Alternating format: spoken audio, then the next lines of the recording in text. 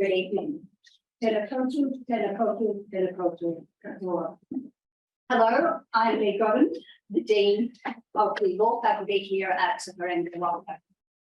Victoria University of Wellington. Welcome to our distinguished visitors and our most distinguished speaker. I have the great fortune to introduce Professor Joseph Weiler. And while we could have had a very long introduction to all of his many achievements and accomplishments, I will just record a few of those. Please remember that my children are not. All right. Children would be very encouraged. So, Joseph is professor at NYU Law School and a senior fellow at the Center for European Studies at Harvard.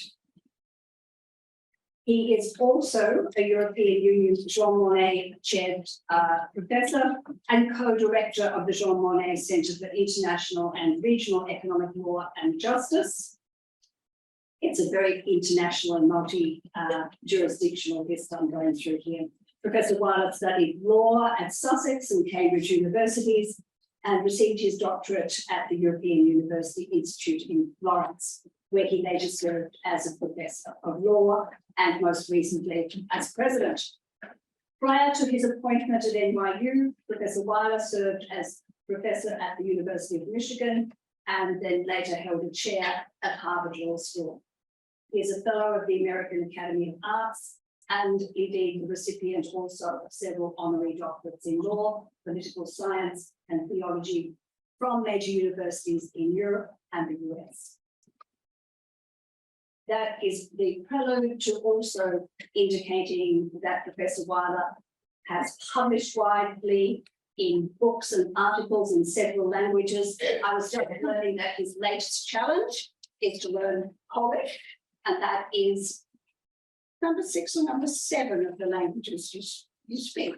6. Number 6. So we were encouraged. Don't count Aramaic, which I read, but don't speak. Right.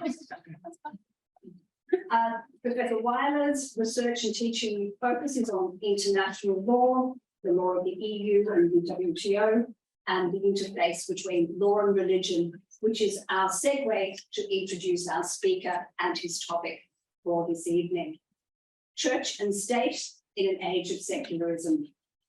And I now would like to invite Professor Weiler to speak to us this evening. There will be some time for questions and I'll facilitate those questions before our faculty member, Michelle Zhang, will give the vote of thanks. Thank you very much.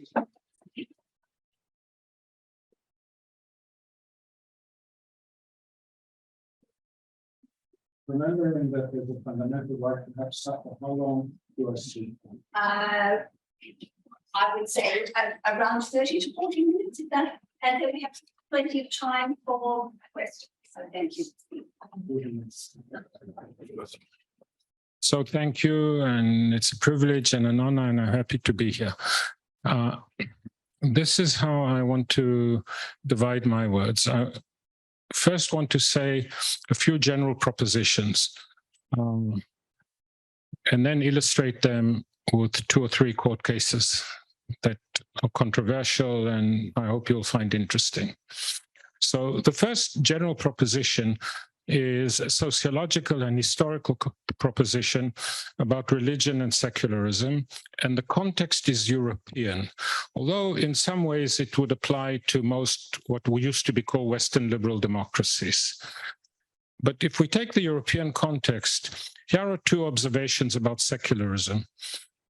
We live in the age of secularism. It starts after the Second World War for all kinds of understandable reasons, among them the shock that the Second World War created. How could God allow this kind of thing? People turned away from the church, etc.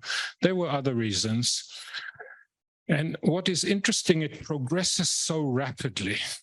So if we look at a bad proxy, but for example, church attendance, today in France, la fille de l'église, the daughter of the church, between 5 and 7% attend mass regularly. It's a Catholic country.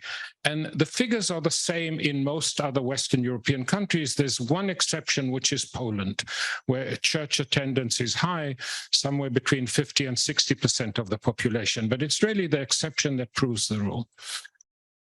And still, on this rapid process of secularization, there's something that is oftentimes not noticed.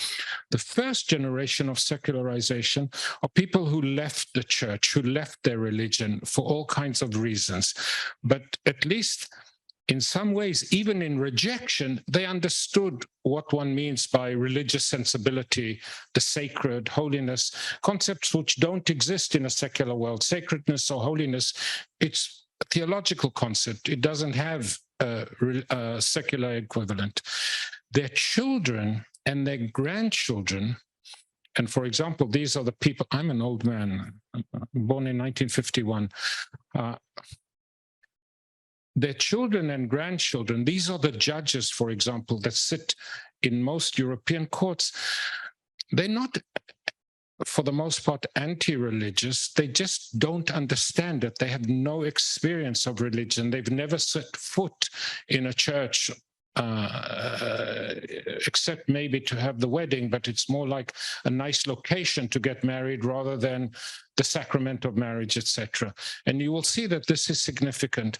So there really is a difference between the first generation of secularism, which rejects their religion, and the second and third generation who are just don't know what it's about.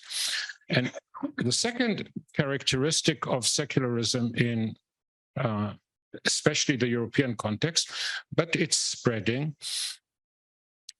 It's not just an absence of faith, but as a political proposition, it behaves a little bit like a religion. So if we used to have and protest against the confessional state, today, of course, I'm exaggerating a little bit, like The Economist, the magazine, which should have on its title page, simplify and exaggerate. So I'm simplifying and exaggerating by saying that it's increasingly looking as if we're living under a confessional state where the confession is secularism. It's not enough that I am secular, but I tolerate less and less manifestation of religiosity in the public space, the way the confessional state tolerated any other religion other than Christianity in Europe under the confessional state. So that's a first observation of this historical sociological nature.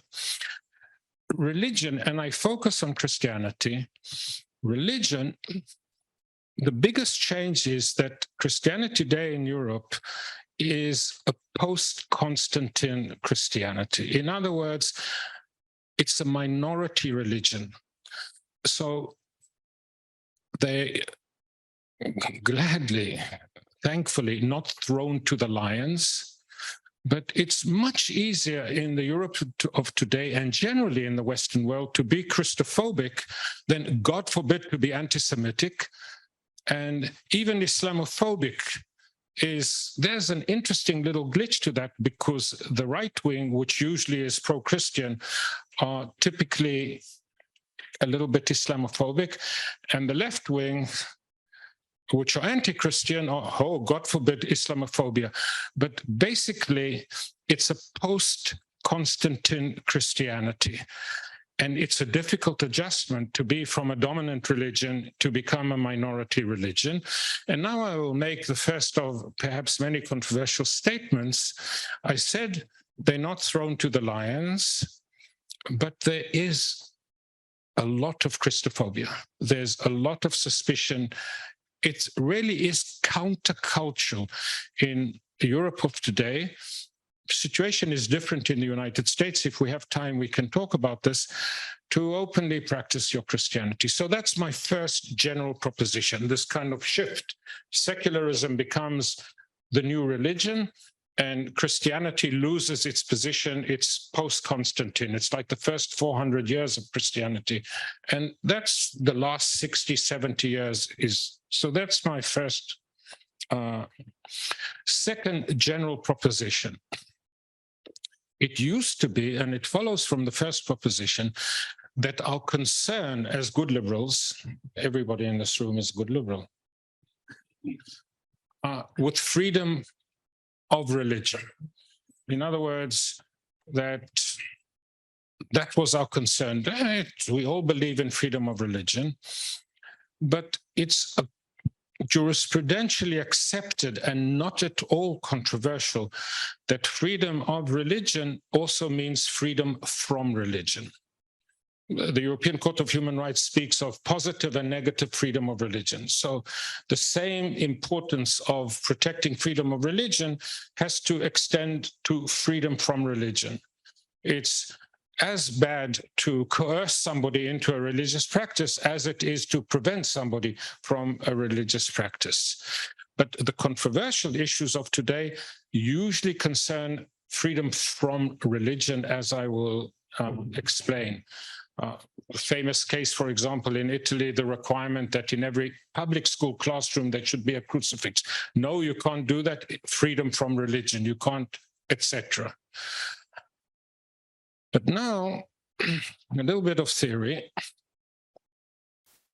It's very difficult for liberal theory to explain freedom from religion. It looks so natural. If there's freedom of religion, there should be freedom from religion. But let's say a socialist government is voted into power. Or if you want, a neoliberal government is voted into power. We expect, provided they don't violate fundamental human rights, that it will be socialist policies. That's what the people voted for. They wanted in taxation, in education, in foreign policy. We live in a socialist country that voted for socialism. If the neoliberals win, then you might hate it, but democracy means you have to live under neoliberal policies with everything that that implies. Uncaring, for example, reducing the social services or what have you, the caricature of neoliberalism, but provided they don't violate fundamental human rights, that's democracy. If a Christian party is voted into power and they say, okay, now we will live under Christian policies, freedom from religion. No, that we cannot allow.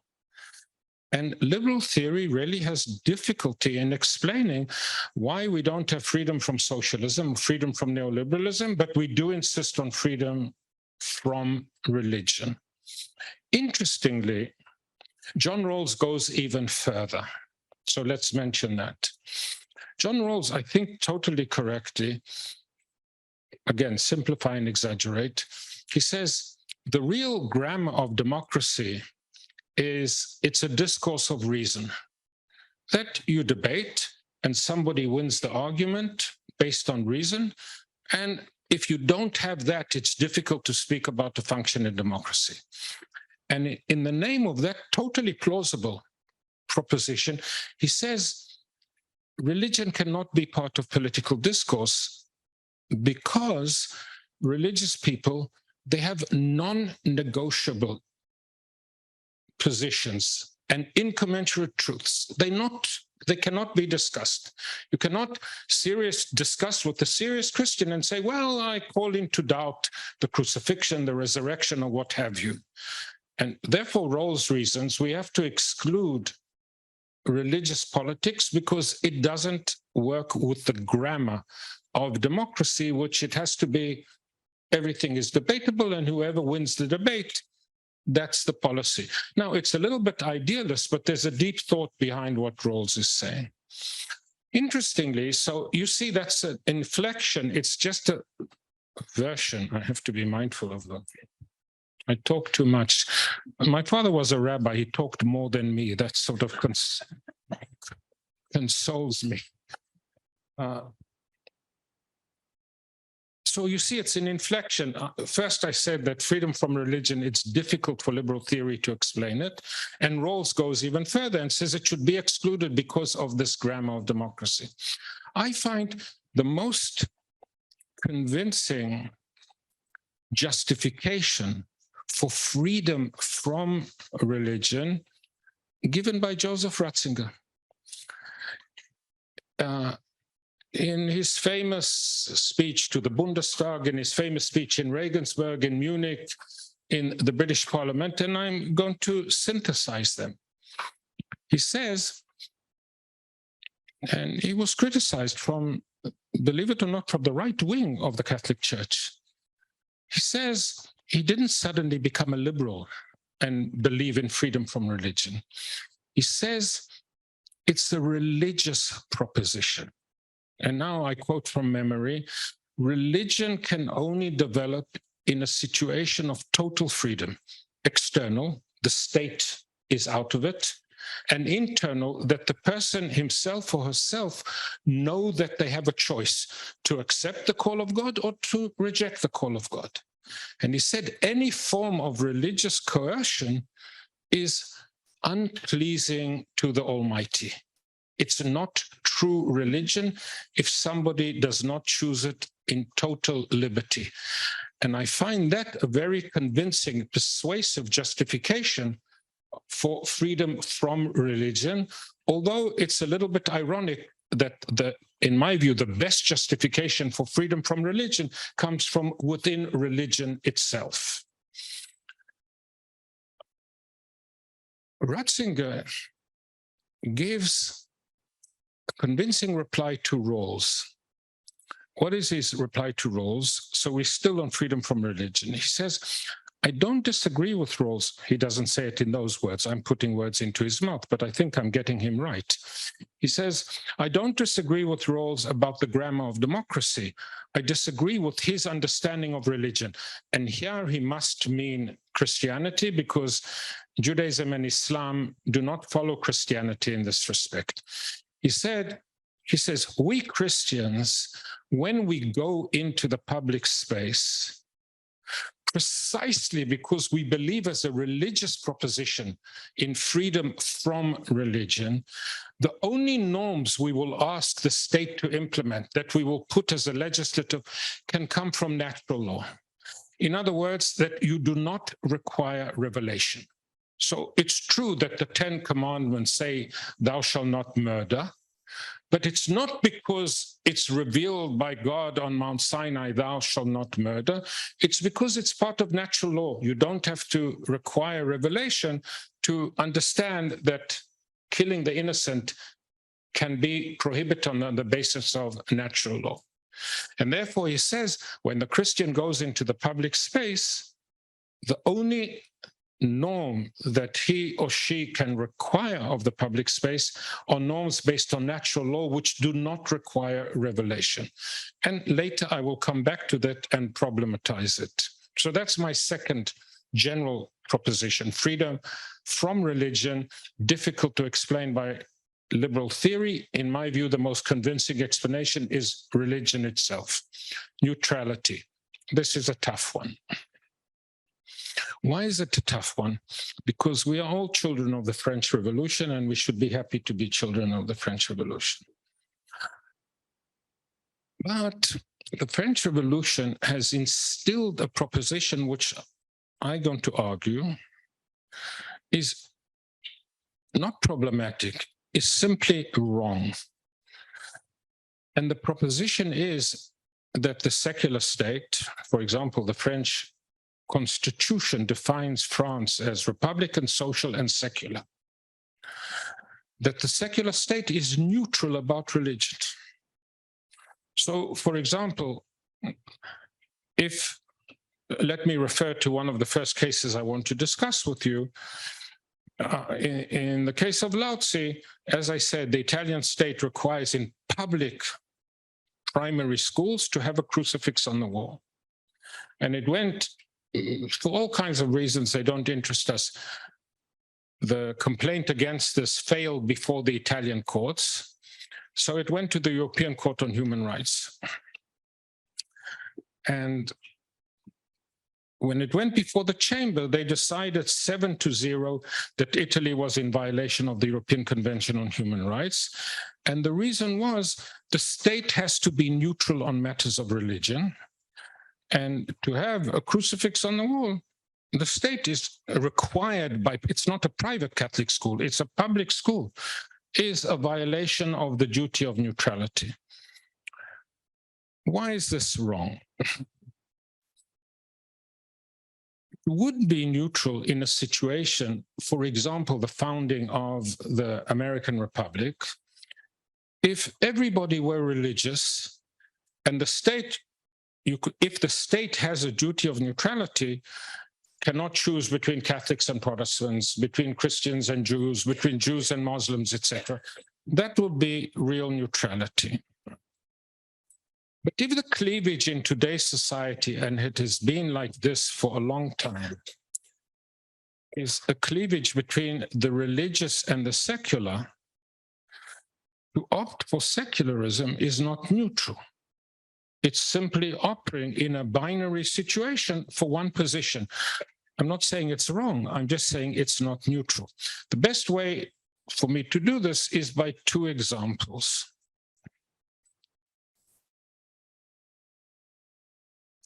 Take education. In the name of neutrality, the state cannot fund religious schools in the United States. In the name of neutrality, the state cannot fund religious schools in France and in many countries, because the state has to be neutral, so it cannot fund a Catholic school or a Muslim school or a Jewish school. It will fund a secular statesman, that's neutral. And if you want to send your kids to a religious school, there are plenty of private religious schools. Pay for it. It seems sometimes we think of it almost as natural. That's Americans, for Americans, it's at least for the last 2 or 3 generations. Of course, that's like this. The state has to be neutral. You can't pay for a religious school. The state will not pay for a religious school if you want to send your kid. Let's look at the situation in Holland, and let's look at the situation in the United Kingdom, of which most of you know more than I do, although I too studied in England. They have a different concept of neutrality. They have a different concept of neutrality. They say, if we said we'll only fund secular schools, think of the position of parents. Parents who want to who are secular and want to send their kids to a secular school, the state will pay for the education of the school.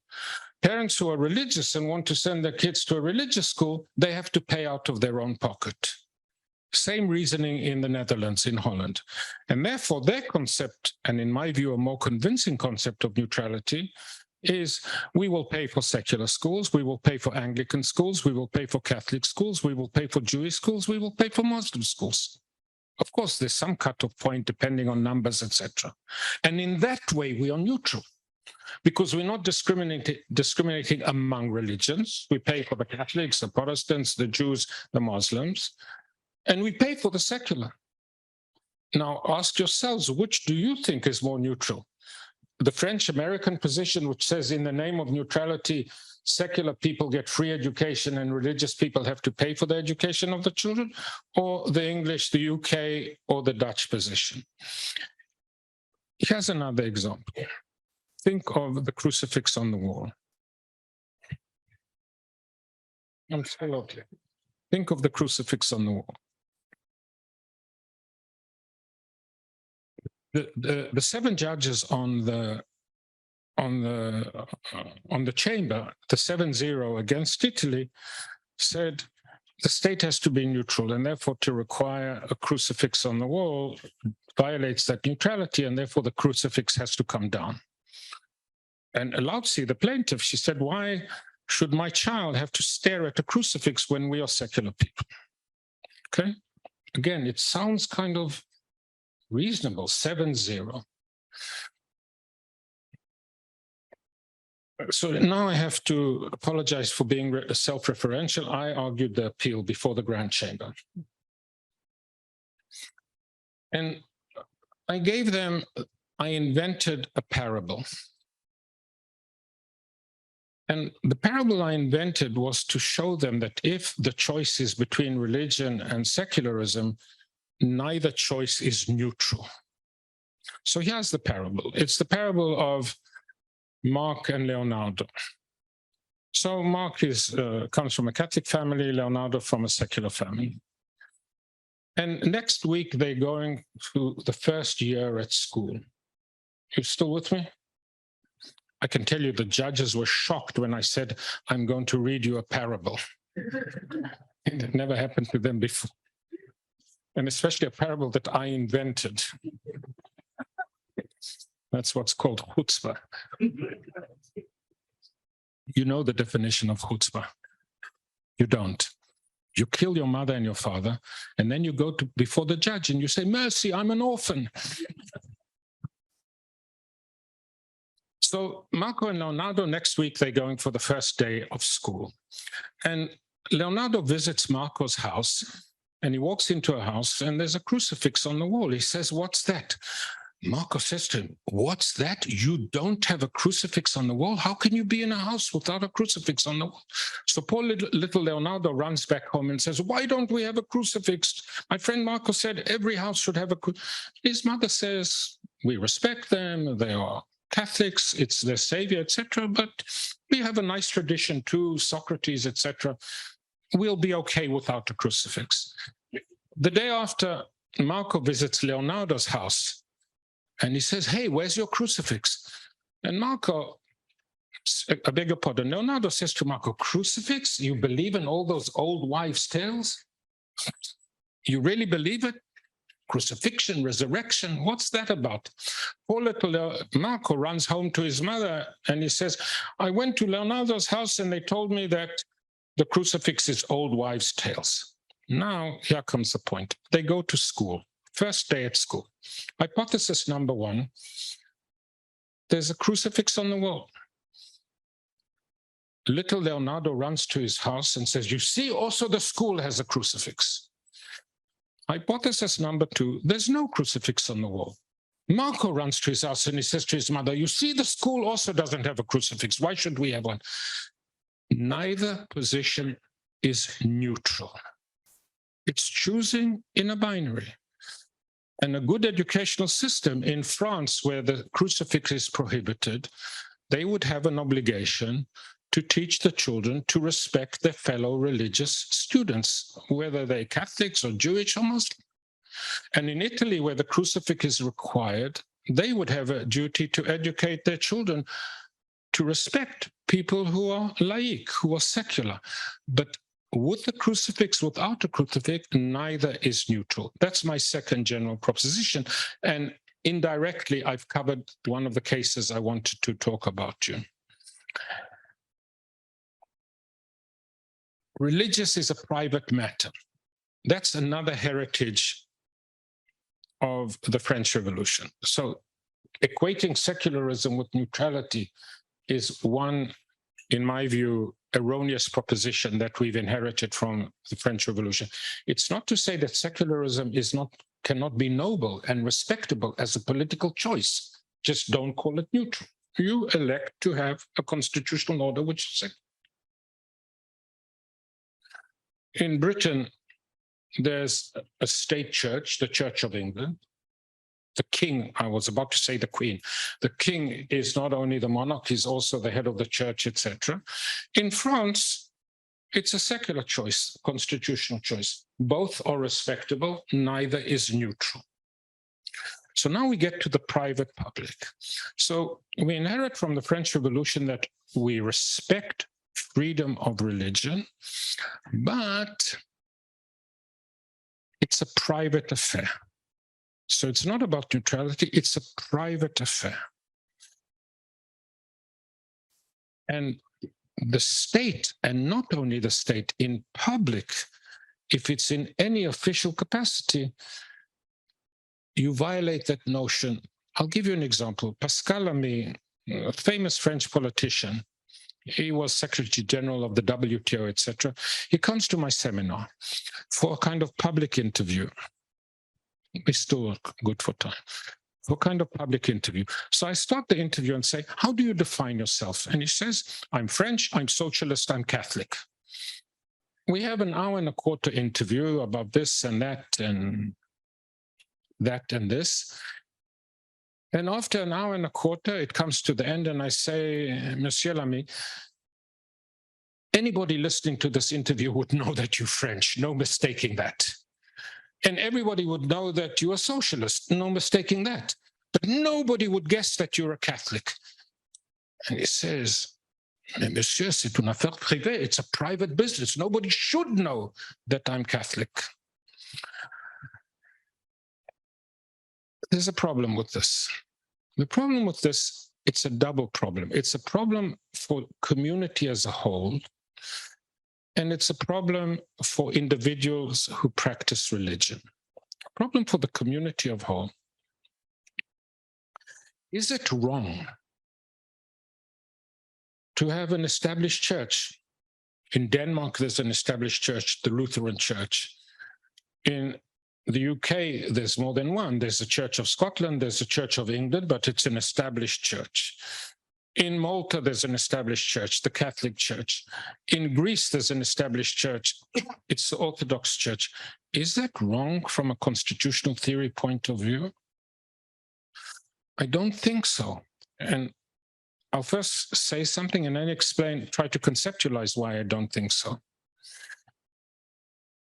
The big distinction that has to be drawn is the collective identity of the polity and the scrupulous respect for freedom of religion and freedom from religion. So the fact that you have an established church in Denmark, the Lutheran Church, should not in any way prejudice the rights and duties of, say, a Muslim citizen or a Catholic citizen, etc. And the same thing for the United Kingdom, for England. The fact that it is the Church of England and that the default funeral that is given to a soldier who, God forbid, dies in war is an Anglican ceremony, unless the family says he or she are not Anglican, and then they will be buried according to their own rights. As long as the individual right to freedom of religion and freedom from religion is respected, I don't intuitively see why the collective identity of the state, if it has a religious connotation, if it has a religious content, cannot be respected. The Irish Constitution in the preamble begins with a reference to the Lord Jesus Christ, from which truth, beauty, and justice derive. It's in the Constitution. Are we to say that it's unconstitutional? It's kind of, for me, difficult to think of Ireland, even secular Ireland, without reference to its Catholic history. It's still a very vibrant part of it. United Kingdom is a secular state, speaking, empirically speaking. But try and tell, there are more people that go to a mosque on a weekend in England than go to a church. But try and tell the British that they should give up their national anthem, God Save the King. Reference to God in the anthem, it's part of how they think of themselves. And that is true. The German Constitution begins with the word aware of our responsibility before God and man. Do we have to take that out? Because in part of their collective identity, there's a reference to God. Half the population in Europe live in constitutional orders, which in their collective identity make a reference explicit to religion as part of their constitutional identity. As long as they respect scrupulously that nothing flows from the fact that you do not belong to the dominant religion, how do you conceptualize this? There's usually, when we speak about rights, we speak about individual rights. The state has duties, has interests, has policies. Individuals have rights, which, even though the state has duties, interests, etc., they cannot violate this fundamental human right. But there is one collective right, and I'm not speaking collective or minority right. I'm speaking collective, which is the right to self-determination. And self-determination includes the right to live your cultural identity.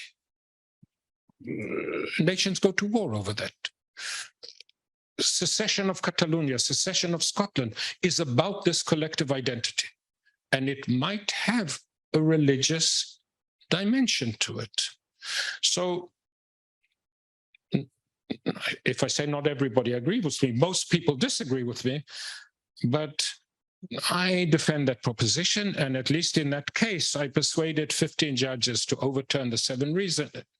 to 15:2, and to allow the crucifix on the wall as a manifestation of a collective Italian identity, which, as long as nobody is forced to genuflect before the, etc., etc. I want to now, how much time do I have? Seriously. 5 minutes, 10 minutes? Let's say 10. I'll make it. It's her fault, not mine.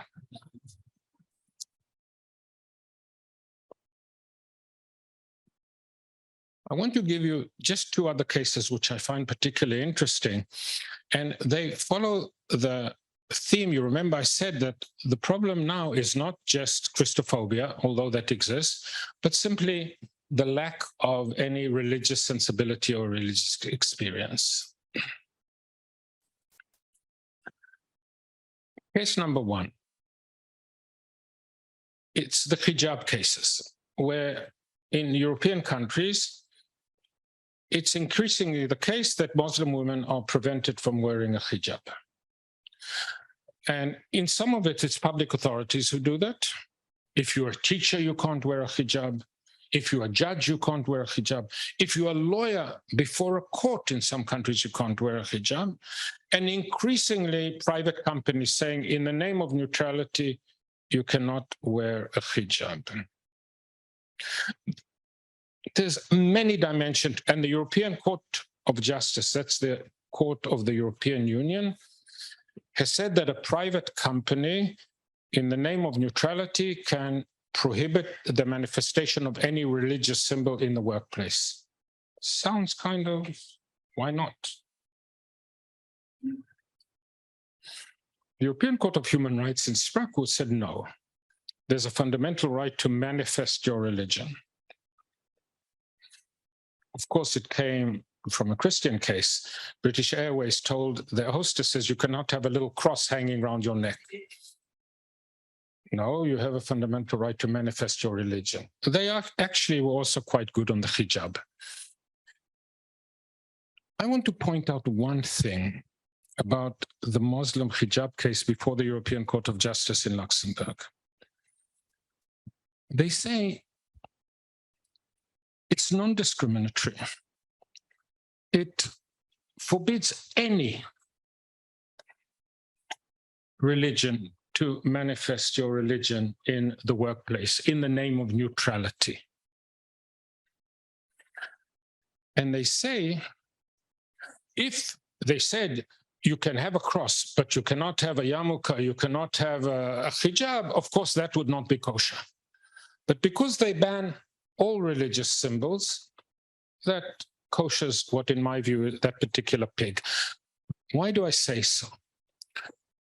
Because there we see the Christian heritage and we see the lack of religious understanding. In the eyes of the court, all religions are the same. And at least some of you, put your hand on your heart.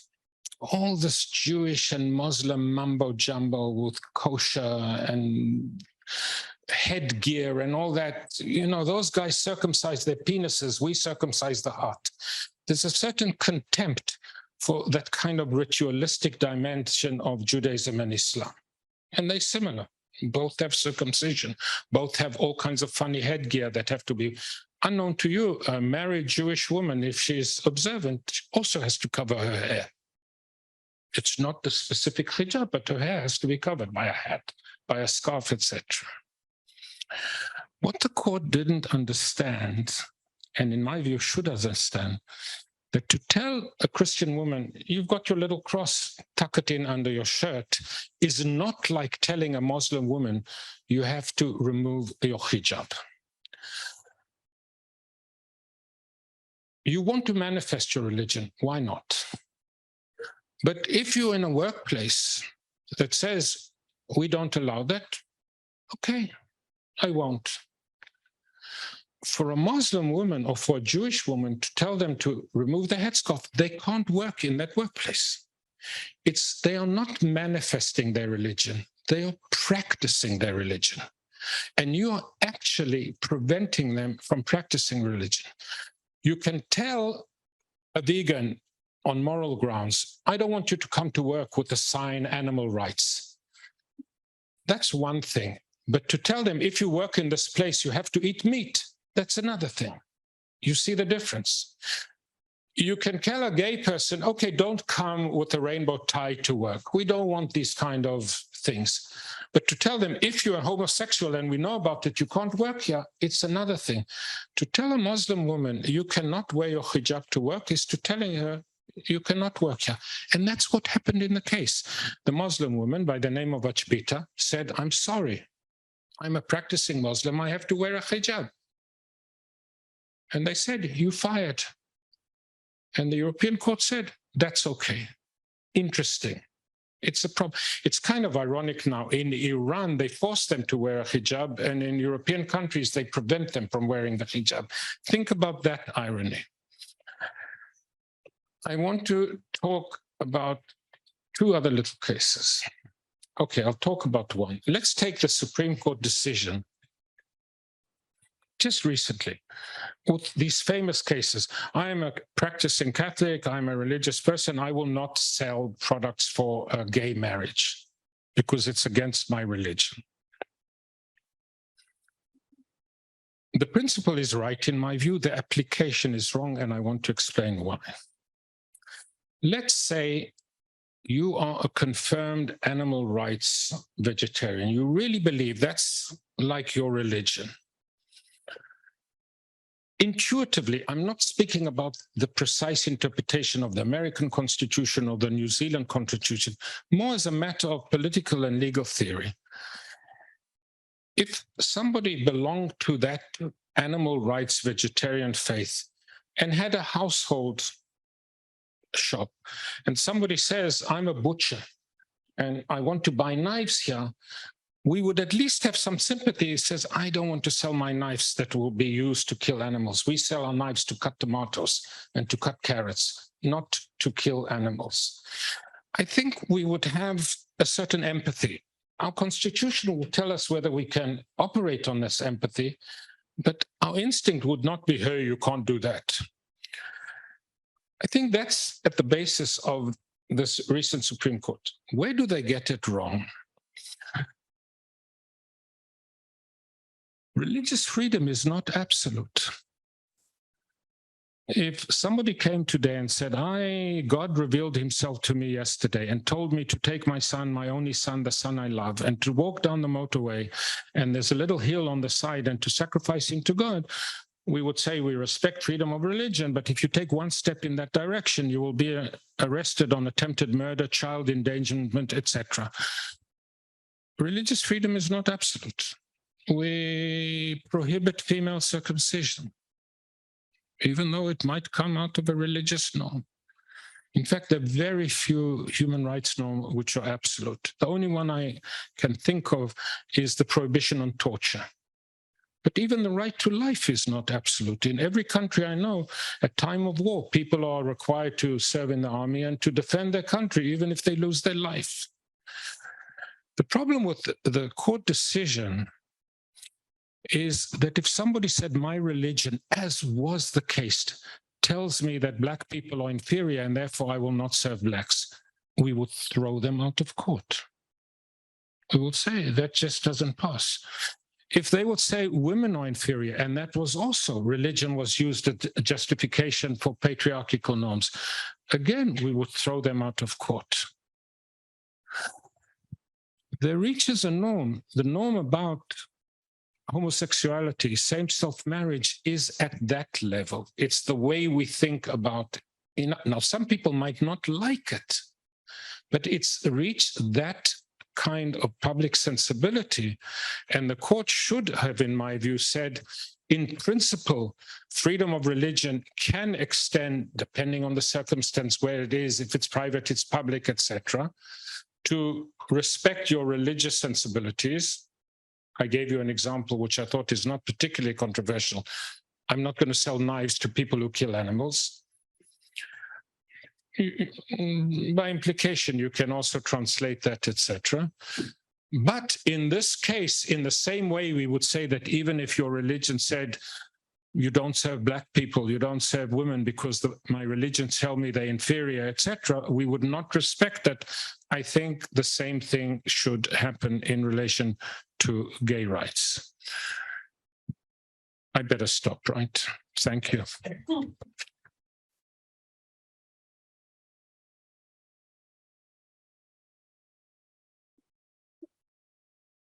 Our lives are the Thank you, and could I open up the question, please? We have microphones, and I think we have one at the back to start with, and across there, thank you.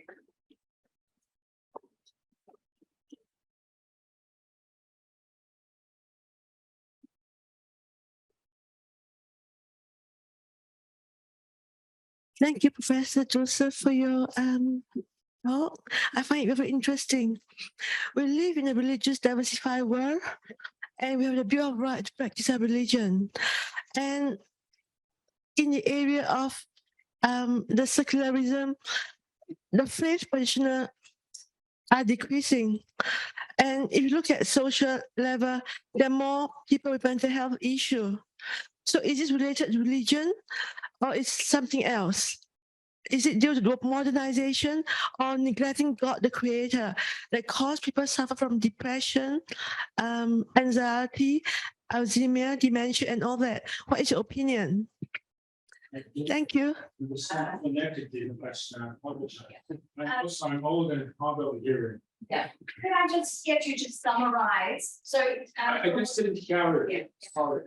yeah, just so the question, I think it was around why there has been a lot of debate. Yes, and could be attributed to an era where we live with depression, with growing levels of mental health and depression.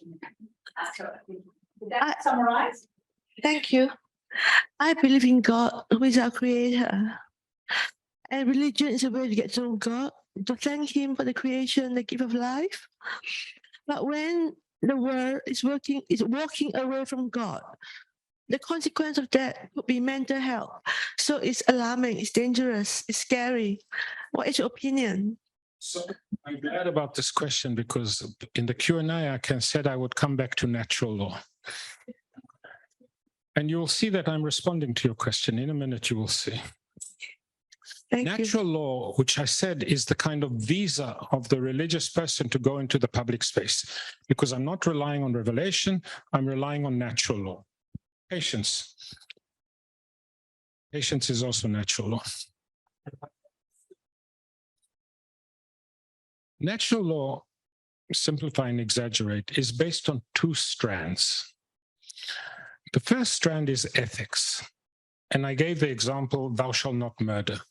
So on the margin, we can argue about certain ethical propositions, whether they reach the standard of natural law, that in the name of natural law, we can legitimately impose them on society. But I give the example of murder that's not controversial. Killing the innocent is a good example of natural law. We don't need God to reveal it. That's one strand in which natural law theory is based. The second strand is the nature of the world. The nature of the world is a man and a woman. The nature of the world is heterosexual sexuality. That's the nature of the world. You remember that I quoted Ratzinger himself, although now I'm not speaking in the name of Ratzinger, I'm just giving, but the proposition is it's wrong to impose a norm that is based on revelation. And the contention I have is that the strand of natural law that does not depend on an ethical consideration, but that is the nature of the world. It's not natural to do things this way rather than that way, has to be religious. And if you rely on that, you're imposing a religious norm. Why do I say that? Because for a religious person, there is a creator of the world. The creator of the world created the world with a telos, with a purpose. The way things were created have a normative meaning and should be followed.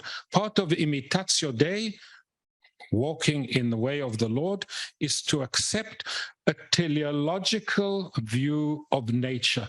God created the world in this way with a certain purpose. If you are secular, it's difficult from a secular point of view to say there's normativity in the natural order. They're the rules of physics that explain why things happen the way they do, but they don't carry a normativity. A secular person is totally entitled to say nature is arbitrary. It doesn't have a normativity. So when your natural law argument is based not on the ethical consideration, and for example, in the case of homosexuality, it's difficult to find an ethical reason why two consenting adults should not engage in whatever sexual practice they want. The same is true for sodomy, for example. When you're relying with your natural law on the second strand, which is this is the nature of the world, you are imposing a religious worldview on society, because only a religious worldview which believes in a creator with the telos, it was created in this way for a certain reason, etc., that's not natural law, that's revealed law. You have to believe in a creator. You have to have a teleological understanding of nature. And therefore, for religious reason, I would say one should stop natural law when it reaches the end of ethics and not accept as natural a teleological view of creation. I think in an indirect way, I've tried to answer your question, if I understood it correctly. Thank you. Another question over there. Thank you.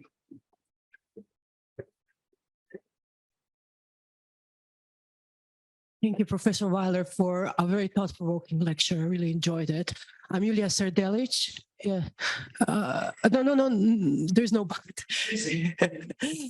My name is Julia Serdelic. I'm a lecturer in political science here, but I was a Max Weber Fellow at European UI in 2015. So we have crossed paths before, but I wanted to ask you, how would you position your argument with the arguments that Charles Taylor has been making at in the Politics of Recognition and in his book, Secular Age? I'm just wondering whether your arguments would echo his in a certain way, or would you disagree with his? I'm there and Charles Taylor is there. But I don't think that anything I said Charles Taylor would say I disagree with that. I've read him carefully, as anybody interested in these issues would read Charles Taylor. It's fundamental. But I don't find anything in the position that in my theological and in my political theory in the relationship between state and religion, between secular society and religious society, I don't see anything that Charles Taylor would say, I dissent from that. Charles Taylor is not John Rawls. I think we have go we'll take the three then. 1, 2, 3. Sorry.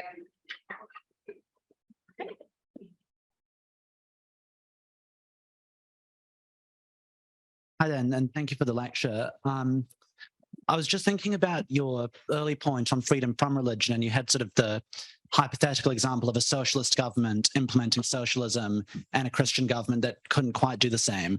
But it felt to me, at least for much of sort of the post-war European period we're talking about, a Christian democratic government, when it came in, didn't see the need to implement Christianity. It maintained the status quo as it related to same-sex marriage or abortion or issues like this. So broadening it out to a question, if we treat religious practice and secularism as agonistic and needing to be traded off, is the increase in secularism just the fact that it effectively has more ground to make up at the moment? And will we eventually reach some kind of equilibrium? I'm not sure that I understood the question. You say that secularism has to catch up because it's adopting too much the practices of the confessional state? Well, at least a lot of the substantive settings of the way we've structured our states legally, because their antecedents are religious, there's more almost holdovers that a secularist worldview has to push back against, and eventually maybe we reach some area where we're sort of partway between the two, whereas historically it's been far more geared against secularism, and we're still working our way towards that balance, I suppose. It's interesting because if, you know, I have a perspective, yeah, my old age, you know, old age, don't be in a hurry to get old, I can tell you that. But it has some examples because over my life, I've been an editor of the European Journal of International Law for its 33 years and of ICON since its inception. And I've seen a change in the kind of articles we're getting. So 30 years ago, we got very few articles on church and state because there seemed to be that kind of equilibrium. There wasn't any particular religious persecution, and it wasn't a hot issue. It's become a hot issue in the last 10, 15 years. Now, every week we get between 5 and 10 articles, and on average, 1 in 10 is about issues of church and state and religion.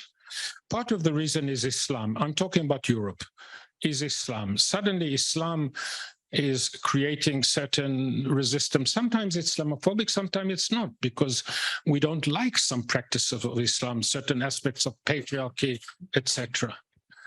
But it's also because of what I argued before, and I know it's a contestable proposition, that secularism has moved from not being simply, I don't have a religion, etc., but if people have a religion, you know, pari passu, it's almost like a faith. It's kind of keep it private, and any manifestation, like the very fact of bringing the Lao Tzu case, etc., and cases like it. So I don't think that there's all that much catching up, but I think they should be worried about not going down the slide of making us live in a confessional secular state. Remembering, I do not think that freedom of religion is sacred in all aspects, because no human right except torture is that I can find. There are lots of religious practice where we can say thank you, but not thank you, not in our school. But one should be careful to really have significant and not prejudicial public policy to maintain that position. So probably to sloganize it, we should think more of accommodation in this kind of polarization between the secular rather than separation. Separation, if I convinced you that the Dutch English way of treating public education is more neutral and more accommodating than the French American one, that's the kind of model. And I want to give you, can I give another case example or not? 2 other people. Let's take the 2 other people. I said patience is also fundamental. And perhaps as you would like to. And people are beginning to speak with their feet and their stomach. There's also a fundamental right to pee. Professor, can I ask you just one other question about Charles Taylor? Just let them leave, because you can see that I'm a little bit hard of hearing. In your first proposition, you talked about how secularism is on the rise and religion is on the retreat, and that the texture of how secular people understand religion has changed generation by generation. If I remember rightly, in The Secular Age, Taylor talks about what he calls the age of disenchantment, and the idea that even being religious has changed over the years, because we used to be in a world where everything was traceable back to a creator, and there were spirits, and people lived in a world that was full of all of these things. And it's difficult, he says, for anyone living post the Enlightenment, even if they are religious, to really inhabit that same type of world. So I wondered if you thought there were real changes in what it's like to be religious in a post-Enlightenment world, and if that has any implications for how our democratic polities should engage with religion. I'm willing to say a word about that. So let me first draw a distinction between, on the one, because, you know, we speak about the Judeo-Christian tradition.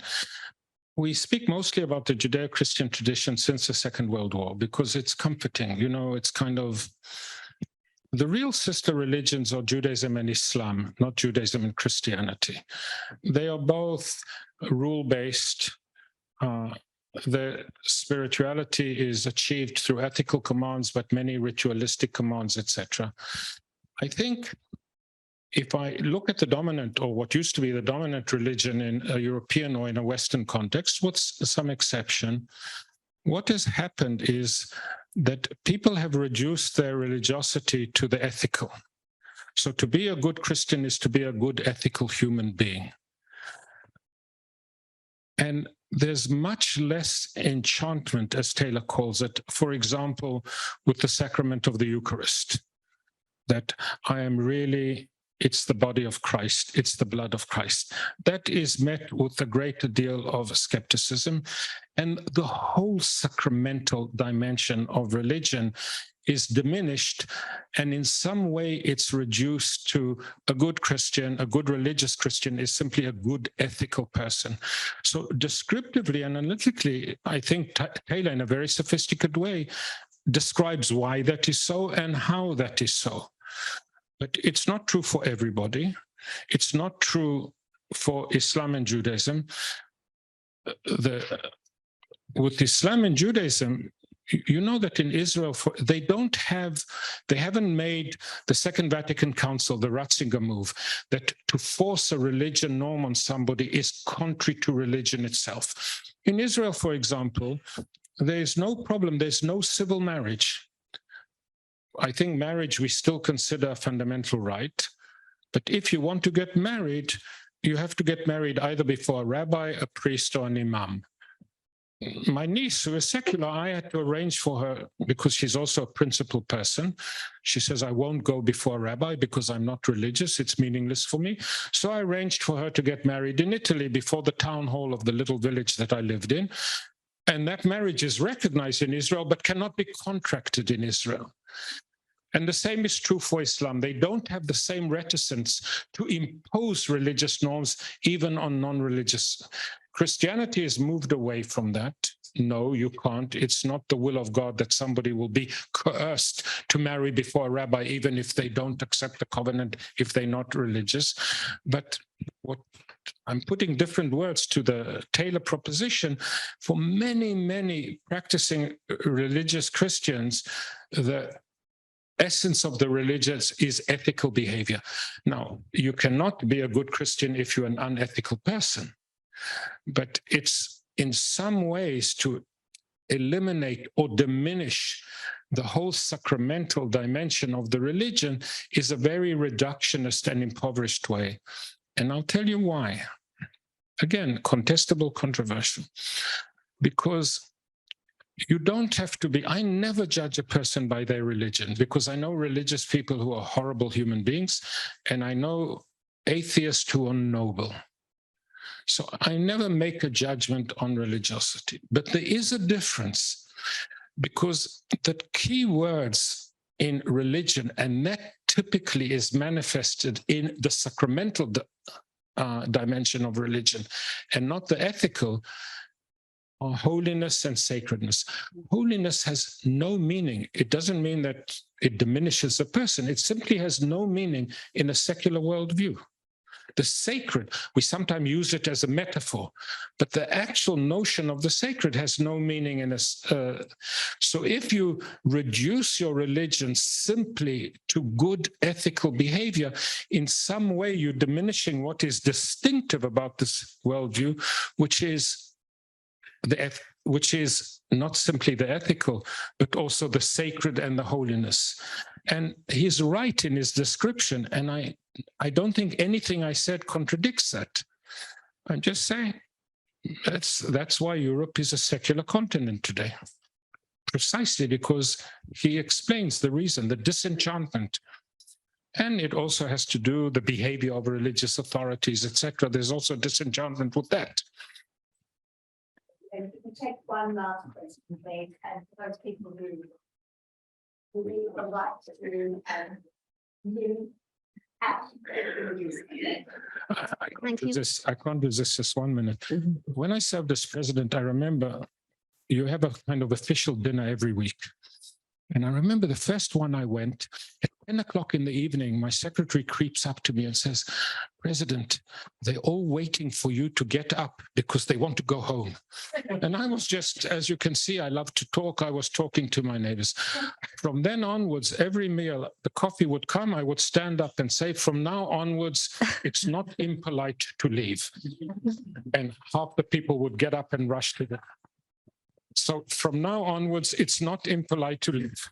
Go ahead with your question. Hi, thank you so much, Professor Weiler. Thank you so much for such an insightful talk. I'm in complete consonance with everything that you've had to say. As someone who was born into a Hindu family, educated in a Catholic school, and I'm from India, which is a sovereign, socialist, secular, democratic republic. It's the largest democracy in the world. I want to know whether or not you would consider wearing your religion on your sleeve as secular, because we're taught to be highly tolerant towards other religions, no matter where we go in public spaces that we occupy. We're supposed to be highly tolerant towards other religions.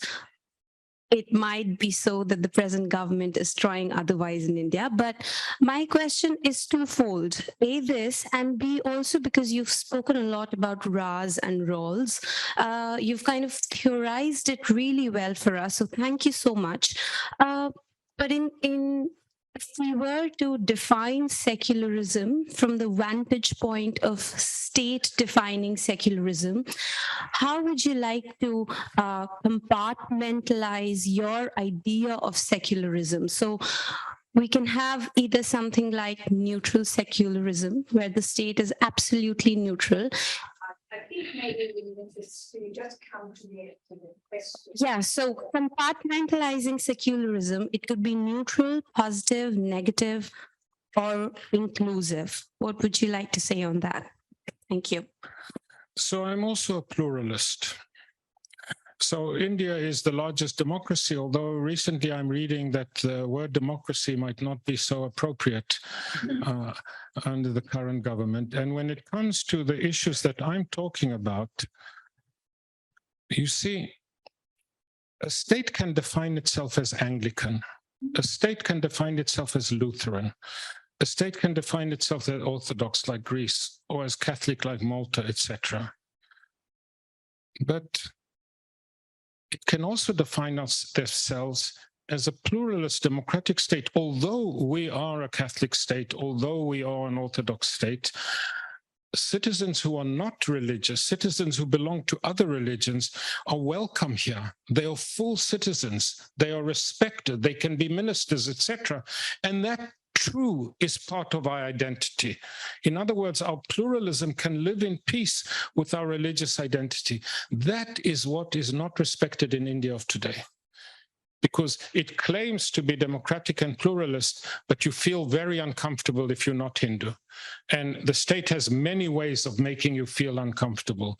So I know people who define themselves as good Jews and they're very bad Jews. I know states who define themselves as democratic and they're very bad democracies. But for me, conceptually, it's not a contradiction for a state to say we are an Anglican state, but Catholics are welcome here. We will even fund their schools because we also believe in equality. That's the best answer I can give. Sure.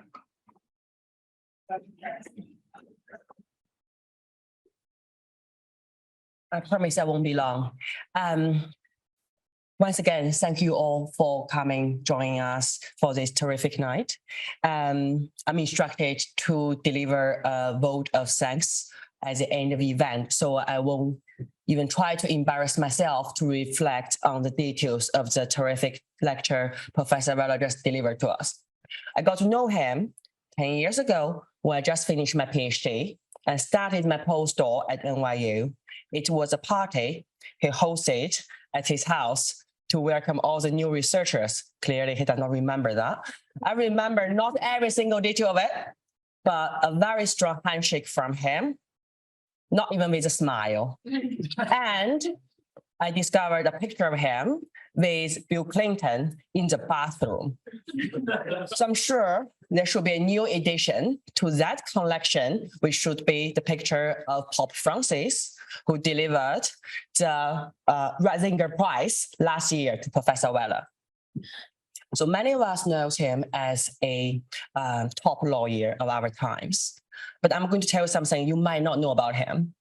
He's actually a very serious academic. It's quite complicated to get him to accept a dinner invitation just as of tonight. And he keeps green light when you ask him to work for free and as of tonight. He also worked very hard on his teaching techniques, and his lectures are the most enjoyable ones I've ever been to. Trust me on that, I've been to a lot of them. And also, I would not even describe him as being sweet because he keeps telling people the truth. But when you need support and advice, he's always been there. He also pick up the phone, give me a call, junior like myself, just when he sees opportunities emerges at his end. The truth is, I might still not be able to make a successful career as being academic, but for now, at least, thanks to him, I know what to do when I make that happen. I've been to several talks of Professor Weiler in the last years and enjoyed every single one of it, including the one tonight. I sincerely hope everyone in this room feels the same as myself. If this is the case, ladies and gentlemen, please join me for another round of applause. Thanks, Professor Weiler.